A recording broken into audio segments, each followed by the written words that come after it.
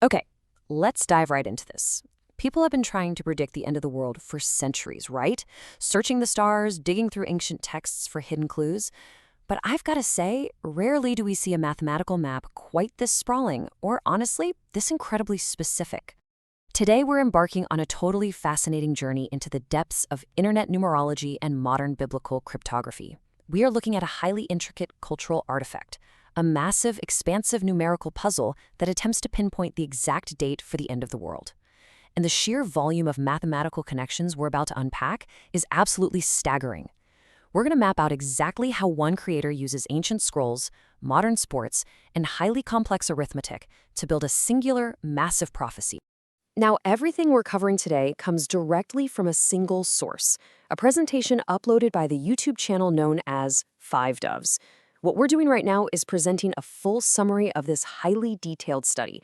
We're simply acting as your impartial guides, walking you through the creator's complex methodology and their mathematical leaps without taking any sides whatsoever. And hey, for those of you who really want to dig into the original material for yourselves and follow along with the creator's own math, we've gone ahead and provided a link to the Five Doves source right down in the description below. Right off the bat, the core thesis of this study is boldly stated.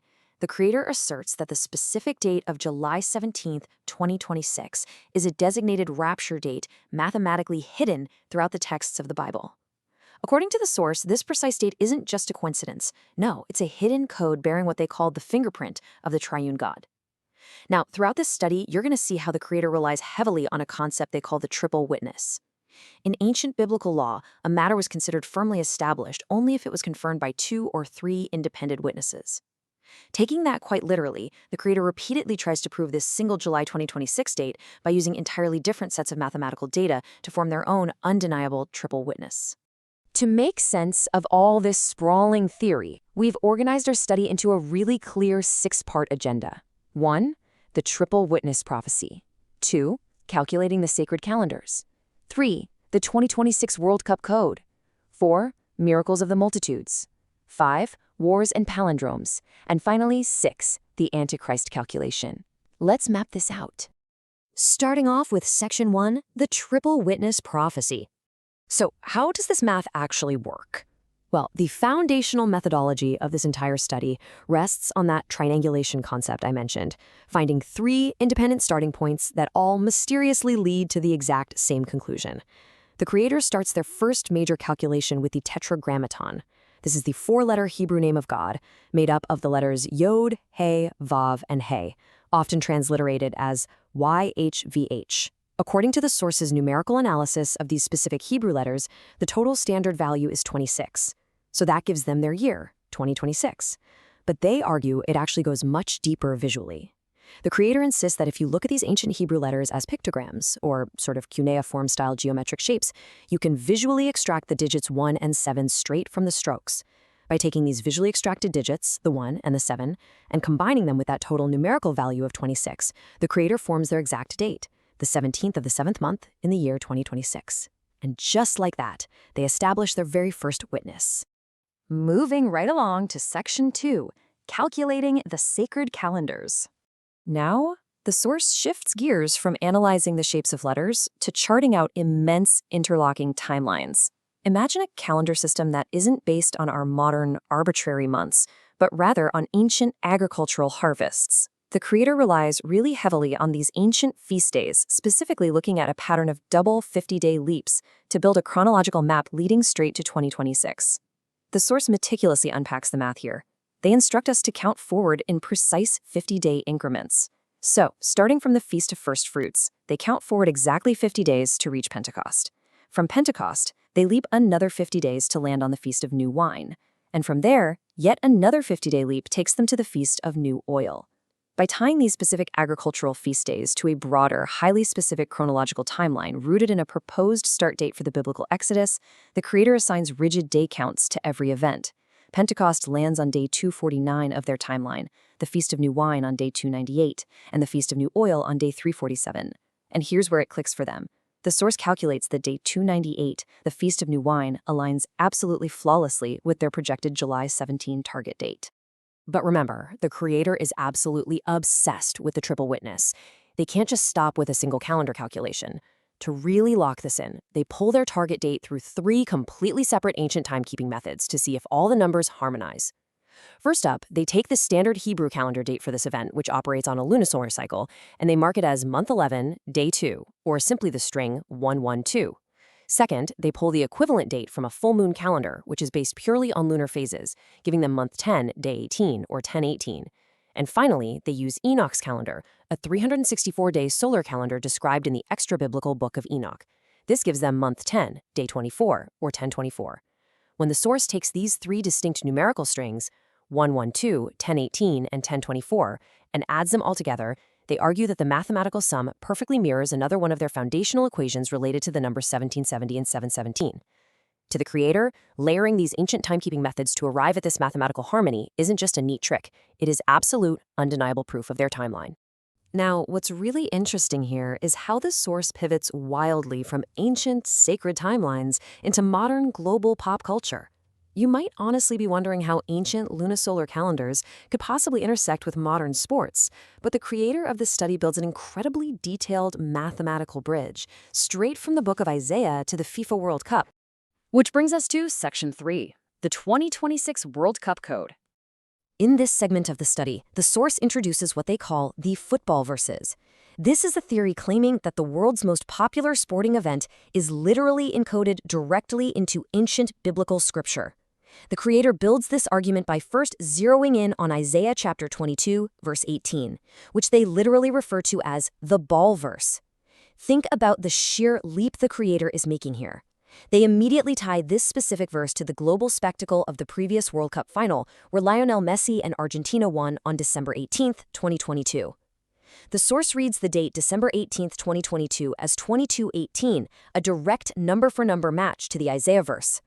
On top of that, they point out that Isaiah is the 23rd book of the Bible, which they say perfectly matches the upcoming 2026 tournament, since it just so happens to be the 23rd FIFA World Cup. But perhaps the most intricate and audacious claim here is that by looking at the specific verses flanking this ball verse, the creator counts a structural gap of exactly 104 verses.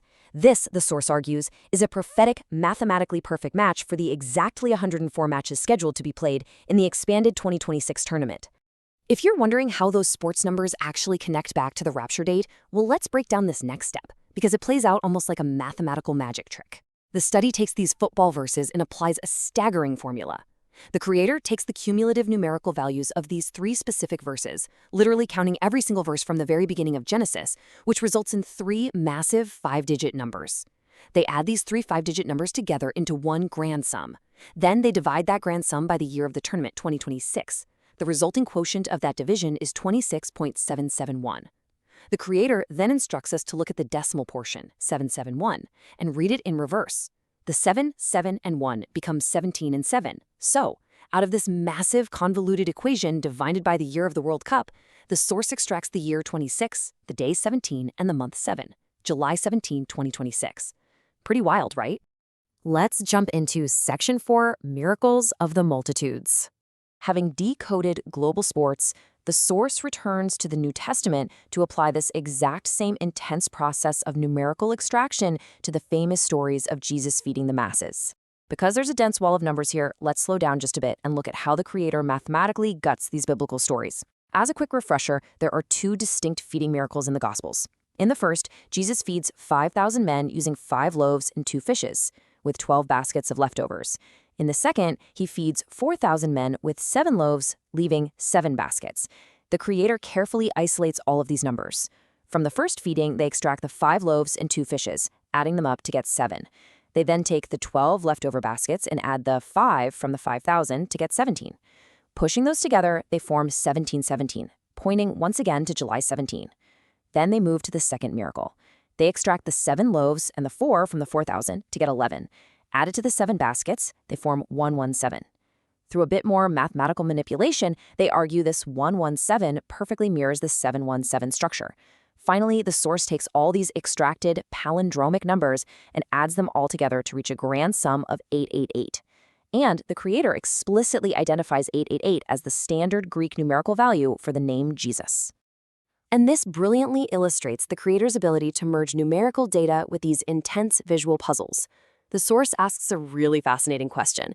How does a miracle about bread and fish relate to their earlier prophecies about the Feast of New Wine? Well, the creator argues that the fish represents blood, just as the communion wine does. But they take a purely geometric leap here. The source claims that if you take the basic drawing of a fish and tilt it vertically so the open mouth faces upward toward heaven, the geometric shape, composed of the three triangles of the body, the tail, and the open head, perfectly resembles a communion cup. Through this visual geometry, the source bridges the feeding miracle directly back to that prophetic new wine cup timeline. Moving into Section 5, Wars and Palindromes. Here, the creator's focus shifts away from the ancient world and sporting events, moving toward intense modern geopolitical calculations. The creator analyzes a specific 7-part prophecy written by a figure named Jim Remlap, a name sometimes referenced in deep numerology circles. To decode this text, the source does some incredibly specific detective work. They deliberately drop one of the 7 parts of the prophecy, arguing it just doesn't fit the pattern, and then they string together the numerical values of the remaining 6 verses. By laying out this massive, uninterrupted string of digits, the creator detects a hidden, repeating signature within the code, the palindrome 52125. The source then breaks this massive digit string down into smaller substrings, arguing that the numerical values hidden within this palindrome seamlessly encode the numbers of the feeding miracles, the value of the prophet Elijah, and ultimately their target rapture date. Within this geopolitical segment, the creator also ties their complex calculations to the biblical prophecy of Elam. By analyzing the numeric values of the specific words involved, the source links the number 397 to Joshua and the number 1446 directly to the Exodus. But then, they make a massive leap. The creator connects these ancient numerical values and tribal conflicts directly to modern anxieties, specifically theorizing about the very real possibility of a modern nuclear conflict involving Iran and the United States. They argue that the math of the ancient Exodus literally dictates the timeline of modern geopolitics. Now, it is absolutely crucial to remember here that as we go through this, we are impartially reporting the source's claims. We are simply decoding the map and the connections that the creator has drawn out for us. Which brings us to our final part, Section 6, the Antichrist calculation. The creator actually frames this final section as a bonus to their presentation. Again, as your guides through this study, we're strictly observing and reporting the methodology the source uses to reach their highly charged, dramatic conclusion without endorsing it. The calculation begins with the number 116, which the source deliberately mirrors to create the number 611. The creator then connects this newly formed number 611 to 2 wildly distinct concepts. First, they mathematically link it to the book of John and the target year of 2026. Second, and just to reiterate the strangeness of this leap, they explicitly tie this number to the physical start date of the upcoming FIFA World Cup, which is officially slated to begin on June 11th, or 6/11. From there, the creator's math makes its most staggering leap yet. To understand this, you need to understand gematria, the practice of assigning numerical values to letters and words. The creator instructs the viewer to identify the book of Numbers, chapter 10, verse 20. The source claims that this is the only verse in the entire Bible with a standard geometric value, or gematria sum, of exactly 666. The source then takes the chapter number of another specific book they are tracking, chapter 127, and adds it directly to that 666 value. The result of this simple addition is exactly the number that the creator mathematically assigns to the full name of former United States President Barack Hussein Obama. They explicitly label him with this apocalyptic title based purely on this arithmetic. So that resulting sum is 793. To finalize this calculation and bring the entire puzzle together, the source cross-references this sum of 793 with the mirror of 127, which is 721. The creator states that 721 represents the Hebrew year corresponding to the Gregorian year 1961, and 1961 just happens to be Barack Obama's exact birth year. By locking all these specific numbers together, the verse values, the mirrored chapters, and the birth years, the source presents this incredibly complex web of addition and cross-referencing as their ultimate, unquestionable proof. This is really the crescendo of their study, the moment where they believe the final piece of their cryptographic puzzle snaps perfectly into place, sealing up their numerical labyrinth. So, as we step back and look at the sheer, overwhelming scale of the cryptography presented in this study, we really have to ask ourselves a profound question. Are we looking at a divine blueprint, intricately woven through time, or are we witnessing a mesmerizing masterpiece of mathematical coincidence? The human mind's ability to search, for, extract, and build these sprawling, interconnected patterns out of complex texts is honestly kind of limitless. Whether you view this as genuine prophecy or just an incredibly elaborate puzzle, The architecture of this numerical map is undeniably captivating. Thank you for joining us as we unpacked this full summary, and we'll leave it to you to ponder the intricate, fascinating nature of this mathematical labyrinth.